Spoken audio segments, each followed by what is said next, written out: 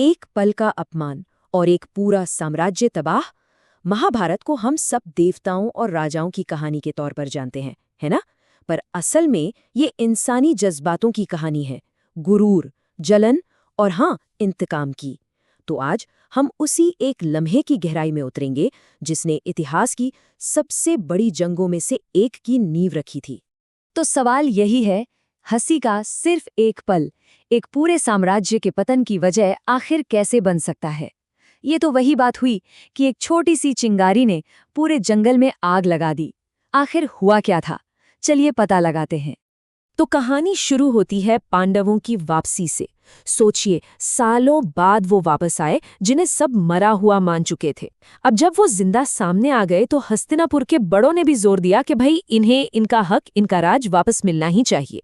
पर उन्हें मिला क्या? कोई शानदार विरासत? नहीं, उन्हें मिली एक बंजर वीरान जमीन, खंडवा-प्रस्थ।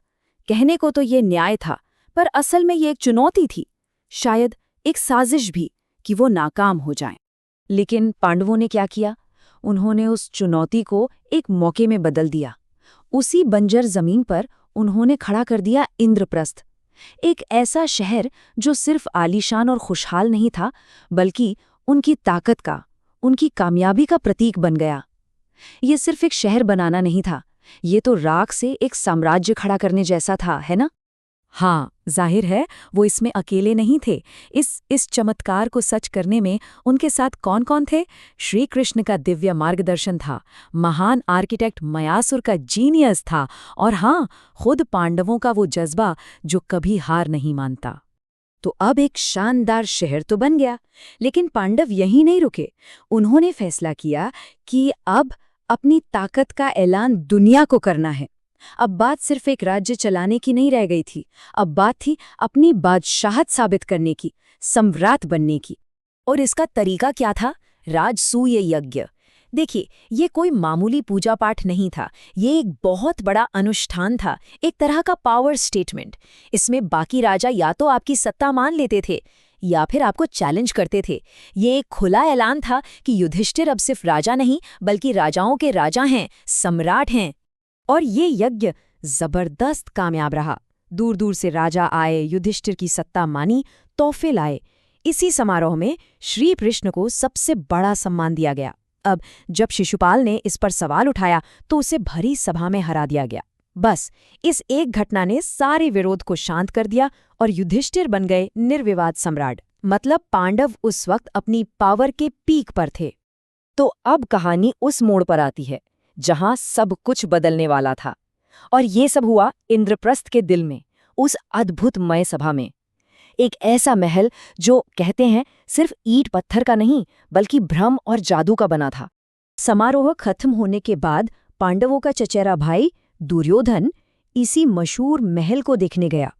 अब देखिए, वो पहले से ही पांडवों की कामयाबी से जल भुन रहा था, और ये महल, ये तो जैसे उसकी जलन की आग में घी डालने वाला था।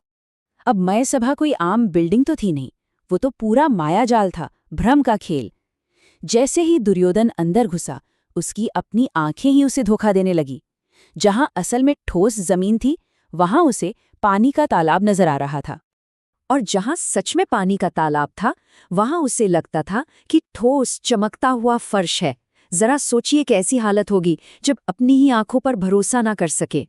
और बस इसी कंफ्यूजन, इसी धोखे के बीच वो पल आया जिसने सब कुछ बदल दिया, इतिहास का रुख मोड़ दिया। एक ऐसा पल जिसने तारीफ को तौहीन में बदल दिया। इसी मायाजाल में फंसकर दुर्योधन से एक चूक हो गई। उसने पानी को ठोस जमीन समझ लिया, और जैसे ही कदम आगे बढ़ाया, छपाक, वो सीधा एक तालाब में जा गिरा, वो भी सबके सामने। और फिर वो आवाज गूंजी जिसने उसके गुरूर को, उसके अहंकार को चकनाचूर कर दिया। हंसी की आवाज। कहते हैं कि पांडवों की पत्नी द्रौपदी और वहां मौजूद दूसरे लोग एक युवराज को यूं गिरते देख अपनी हंसी रोक ही नहीं पाए। ये सिर्फ पानी में गिरना नहीं था, ये एक पब्लिक ह्यूमिलिएशन थी। एक घमंडी राजकुमार के लिए ये उसके स्वाभिमान पर ऐसा जख्म था जो कभी भरने वाला नहीं था। उसकी जलन जो अब तक अंदर ही अंदर सुलग रही थी, अब वो उबलते हुए गुस्से में बदल गई। और बस उसी पल बदले का बीज बो दिया गया। लेकिन ये बदला खुले मैदान में नहीं लिया जाना था। नहीं, ये एक साजिश के तहत होना था, चालाकी और धोखे से, पर्दे के पीछे से। अपमान की इस आग में जलता हुआ दुर्योधन सीधा हस्तिनापुर लौटा। और किसके पास गया? अपने मामा शकुनी के पास, जो छल कपट का मास्टरमाइंड था। दुर्योधन जानता था कि अगर कोई इस अपमान का बदला लेने का रास्ता दिखा सकता है तो वो शकुनी ही है।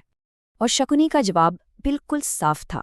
उसने कहा, तुम उन्हें ताकत से नहीं हरा सकते। उसने दुर्योधन को समझाया कि पांडवों को युद्ध में हराना लगभग नामुमकिन है। उन्हें हराने का सिर्फ एक ही तरीका है, और वो है चालाकी, छल, बल से नहीं, छल से। और उनका हथियार क्या बना? द्यूत क्रीड़ा, यानी पासे का खेल। देखिए, ये कोई आम खेल नहीं था, ये एक जाल था, एक सोची समझी साजिश पांडवों से उनका सब कुछ छीनने के लिए, सिर्फ एक हंसी का बदला लेने के लिए। और यहीं हम वापस कहानी की शुरुआत में आ जाते हैं। एक छोटी सी घटना, एक बार पानी में गिरना और उस पर एक ठहाका, कैसे ये इतनी बड़ी तबाही की वजह बन गया जिसने आखिर में एक पूरे युग को ही खत्म कर दिया। ये वाकई सोचने पर मजबूर करता है। क्या अहंकार और अपमान इतिहास का सबसे खतरनाक कॉम्बिनेशन है?